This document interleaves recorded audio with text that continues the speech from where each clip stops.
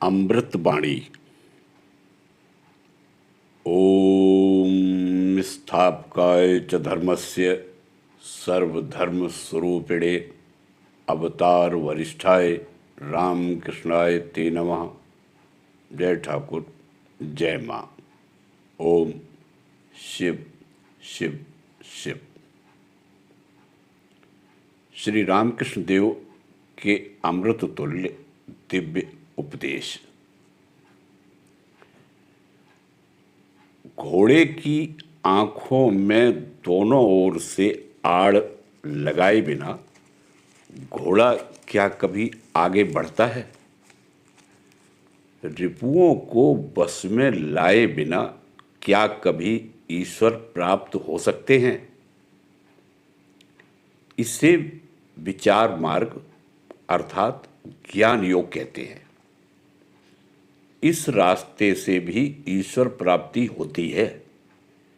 ज्ञान मार्गी कहते हैं पहले चित्त शुद्ध होना चाहिए, पहले साधना चाहिए, तभी ज्ञान लाभ होता है। और एक मार्ग है भक्ति मार्ग। इस मार्ग से भी ईश्वर मिलते हैं। एक बार यदि ईश्वर के चरण कमलों में भक्ति हो जाए, उनका नाम लेने में आनंद आने लगे, तो फिर प्रयत्न पूर्वक इंद्रिय संयम करने की आवश्यकता ही कहाँ रह जाती है।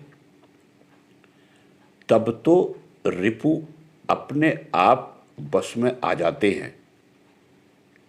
अगर किसी को पुत्र शोक हुआ हो तो क्या वह उस दिन किसी से झगड़ सकता है या निमंत्रण में भोजन करने जा सकता है? क्या उस दिन वह लोगों के सामने गर्व कर सकता है या इंद्रिय सुख भोग सकता है? जो व्यक्ति भगवत प्रेम में मग्न हो गया है, वह विषय सुख का चिंतन नहीं कर सकता। श्रीमती राधा जैसे जैसे श्री कृष्ण के निकट अग्रसर होती, वैसे वैसे उन्हें श्री कृष्ण की देह की सुगंध का अनुभव होता। साधक ईश्वर के जितने समीप जाता है, उसमें उतनी ही भाव भक्ति का उदय होता है। नदी सागर के जितने निकट जाती है, उसमें ज्वार भाटा उतना ही अधिक दिखाई देने लगता है। एक बार श्री रामकृष्ण देव ने उपासना के प्रसंग में केशव तथा उनके ब्राह्म अनुयायियों से कहा था, तुम लोग ईश्वर के संबंध में इतना अधिक क्यों कहा करते हो?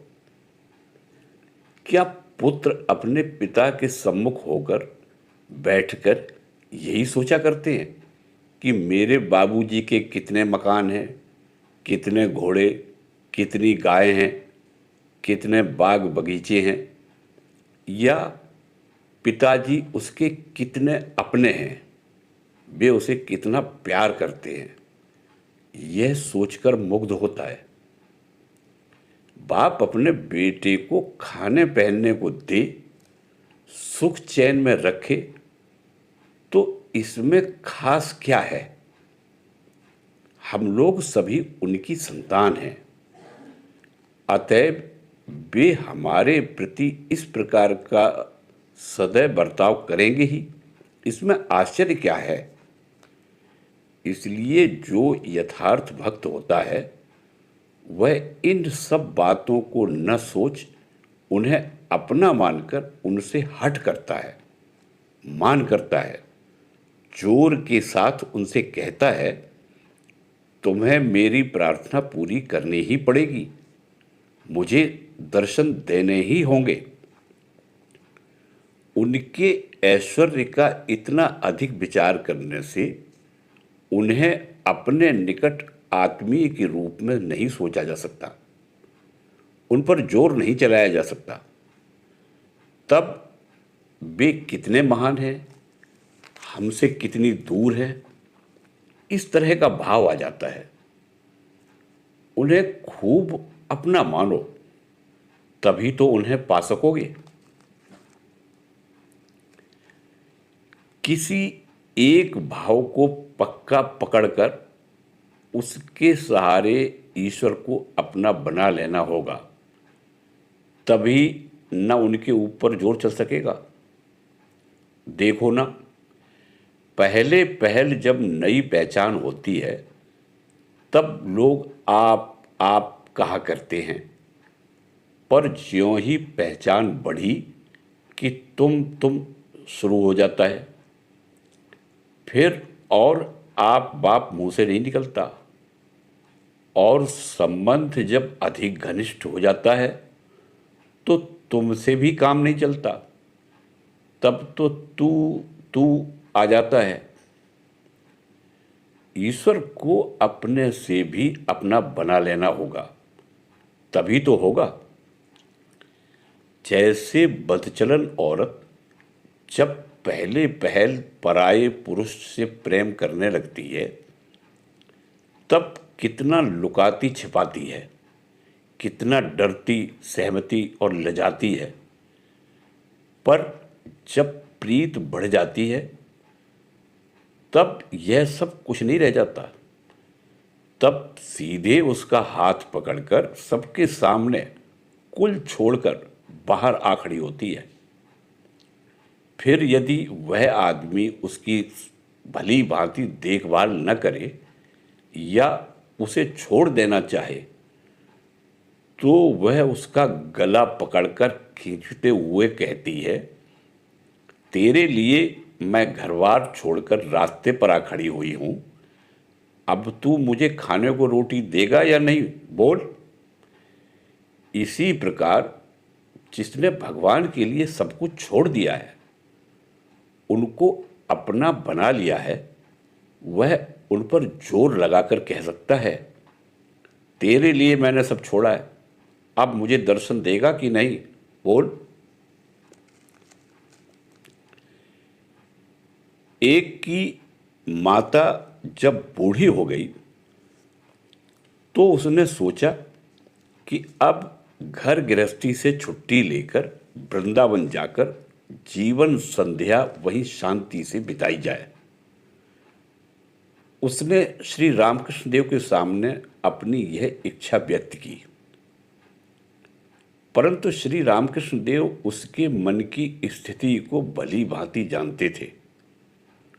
उन्होंने उसके प्रस्ताव को सम्मति न देते हुए कहा, तुम्हें अपने नातिन से बहुत प्यार है, तुम जहां भी जाओ नातिन की याद तुम्हें बेचैन किया करेगी।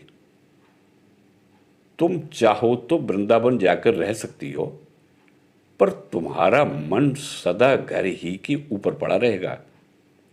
इसके बजाय अगर तुम अपनी नातिन को श्री राधिका जी की दृष्टि से देखते हुए प्रेम करने लगो, तो वृंदावनवास का सारा पुण्य तुम्हें घर बैठे अपने आप प्राप्त होगा।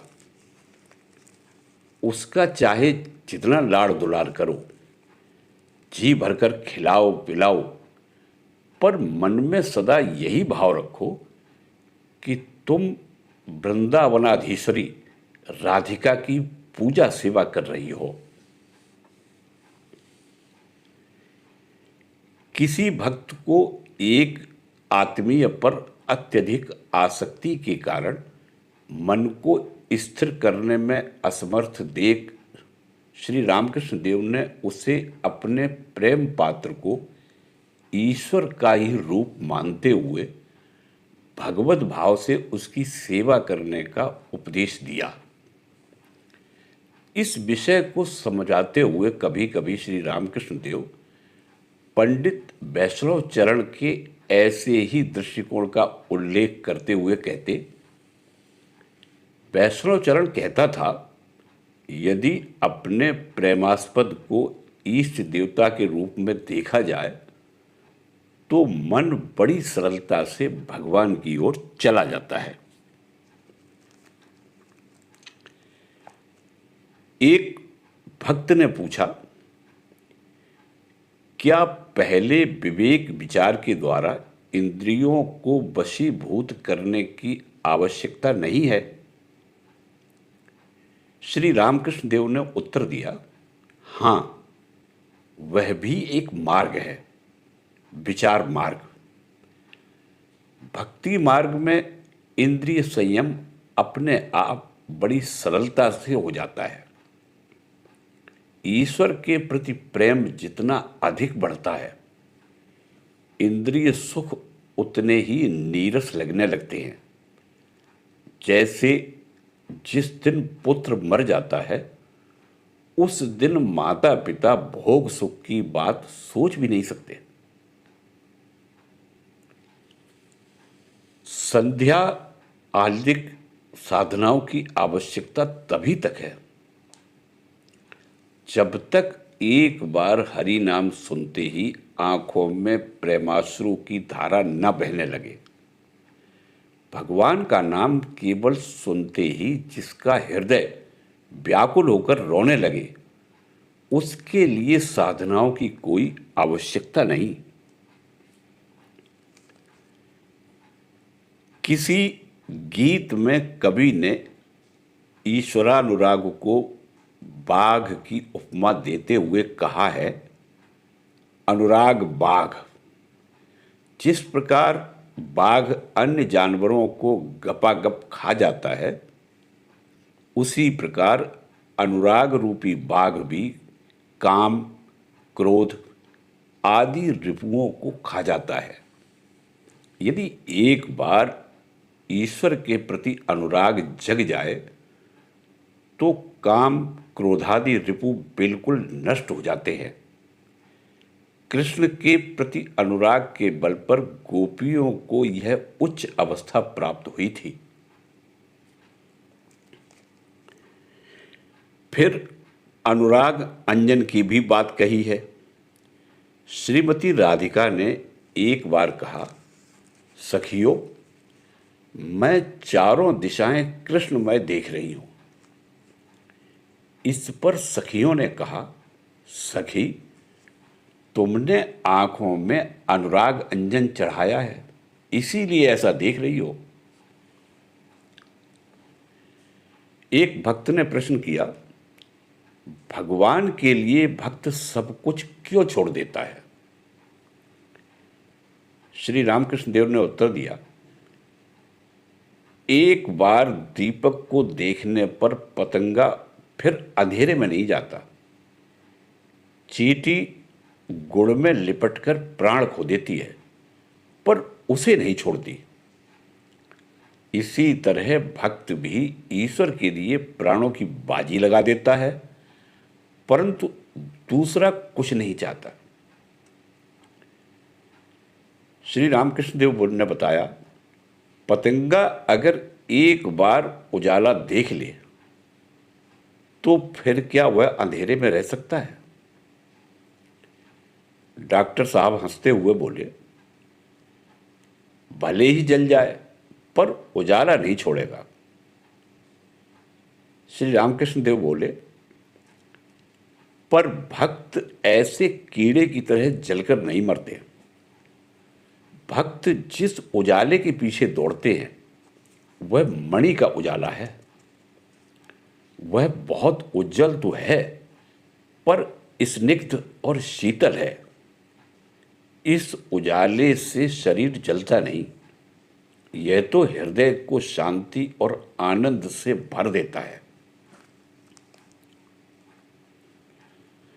जो यथार्थ मार्ग नहीं जानता, परंतु जिसकी ईश्वर पर भक्ति है और उन्हें जानने की तीव्र इच्छा है, वह केवल भक्ति के बल पर ही ईश्वर को प्राप्त कर लेता है। एक आदमी बड़ा भक्तिमान था। एक बार वह जगन्नाथ जी के दर्शन करने के लिए निकला, पर वह पुरी धाम का रास्ता नहीं जानता। इससे वह पुरी की ओर न जाकर भटकते हुए दूर पश्चिम की ओर चला गया। वह व्याकुल होकर लोगों से राह पूछने लगा।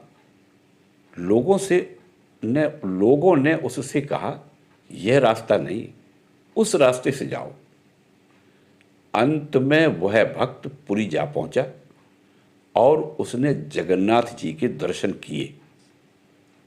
देखो, अगर इच्छा हो तो राह न जानने पर भी कोई न कोई बतला ही देता है।